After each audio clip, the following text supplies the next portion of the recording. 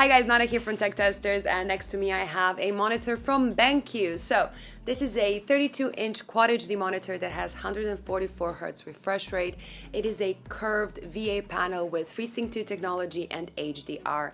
So it sounds very similar to the Asus screen I recently did as well. Now this monitor came out about a year ago and it had a price of 500 euros here in Europe, but recently you can actually find it on and off for under 400 euros, which makes it a very interesting product to look into because that is a very reasonable price for a monitor like this. So let's dig in and see if this is the monitor to buy if you're looking for a big and fast gaming screen. Let's go. This video is brought to you by the Cooler Master Masterbox NR400. A quality micro ATX case that offers great performance and a sleek design at a very decent price. Get yours using the links in the description below. Now, contrary to its Asus ROG competitor, BenQ kept the design of the EX3203 a lot less gamey. It combines a gloss silver stand with black bezels in the front and a combination of black and silver in the back without any signs of RGB. A design that wouldn't look out of place in a professional environment.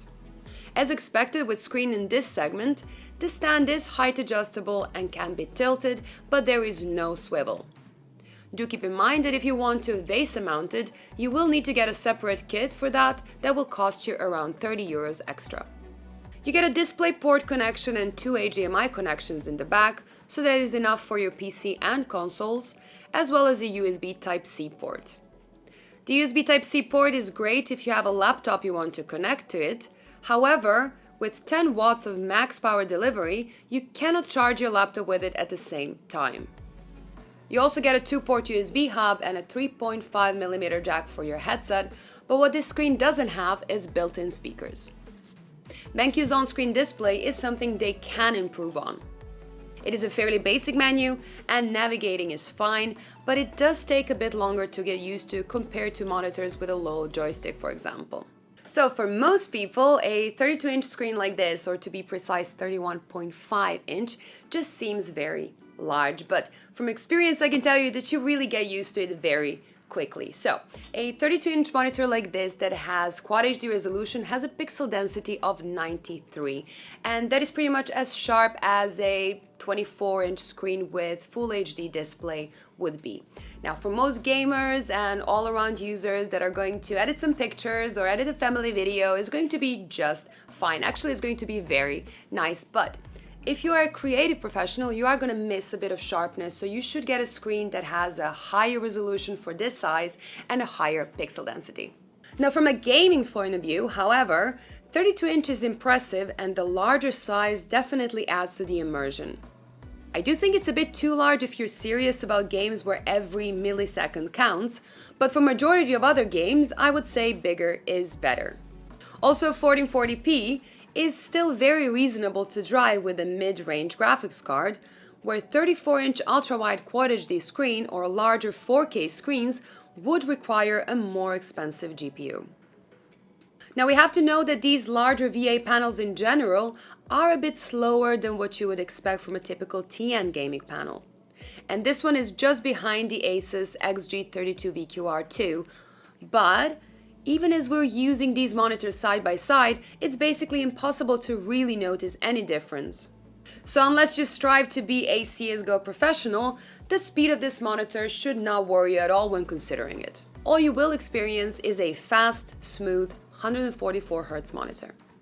Now let's go over some of the standard test results. Maximum brightness caps at 450 nits. Now that is a bit more than a typical monitor would be, but only barely beyond the HDR400 label requirement. The Asus screen goes a lot brighter, but unlike the Asus, BenQ actually dims quite nicely, which is great if you do like working in pitch dark.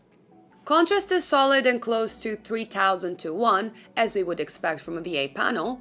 Color accuracy is also great, 1.65 delta E average and only a small peak here and there, meaning that out of the box, the colors are very good for some creative work as well. Gray balance is very decent too. The gamma is 2.16, which is also completely fine, and the white point is 6738, which is pretty good. 6500 Kelvin is the target, but in my opinion, a tiny bit colder while balanced like on this BenQ screen is a bit nicer. So overall, the factory calibration is as good as we hope for a display in this class. It is possible to calibrate it perfectly if you want, because the gamut covers more than the entire sRGB spectrum, but I really don't feel like it's needed. Power consumption is pretty low as well, considering the size of this monitor. As expected, the uniformity of this panel is a bit of an issue, which is pretty much an issue of every large VA panel. There is no noticeable backlight bleed, which is always great to see, and the viewing angles are very decent as expected. There's no complaints there. So the first thing BenQ mentions when it comes to this monitor is that it's a FreeSync 2 HDR monitor. However, even though all the test results were pretty great, the peak brightness was just barely going over 400 nits, and that is the requirement to be called an HDR 400 monitor. So in some games it's gonna look great, in some games probably not. So if you are looking into this monitor, don't buy it because it has HDR. If you think that HDR is very important for you, there are some other monitors to look into that do it better. When it comes to FreeSync 2 technology, that is actually very interesting because it means that it's going to be perfectly synced with all the AMD graphics cards, and that is very interesting now that Navi cards are out.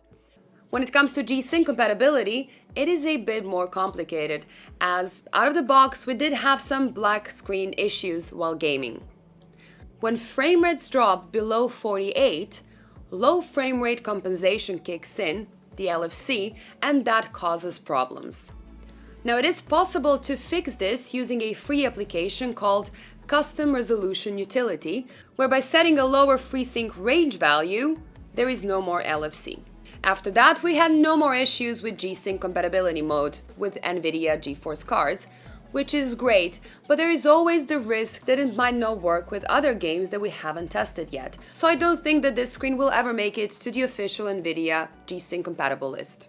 So where does this leave us with this BenQ monitor? I have to say that the overall experience with it while gaming, while watching a video on it, or while doing some light editing was just great. So any day-to-day task is going to be just fine.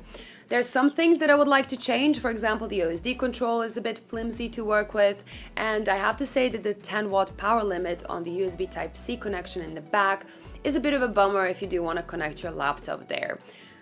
But those are the things you can live without and not something you should worry about when choosing a monitor.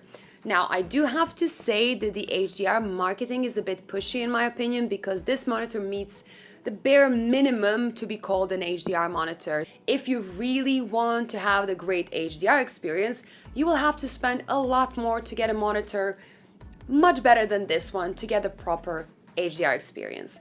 Now, that being said, this monitor is not the cheapest in this segment either. You can get an AOC that has similar specs for around 300 euros. So for this monitor to stay a viable option with its perfect calibration out of the box and virtually no backlight bleed, it does need to stay under that 400 euro mark. Now, that's it for today. Thank you so much for watching. Let me know in the comments below what you think about this review and about this monitor. Don't forget to give me a thumbs up, subscribe, and see you in the next one. Bye!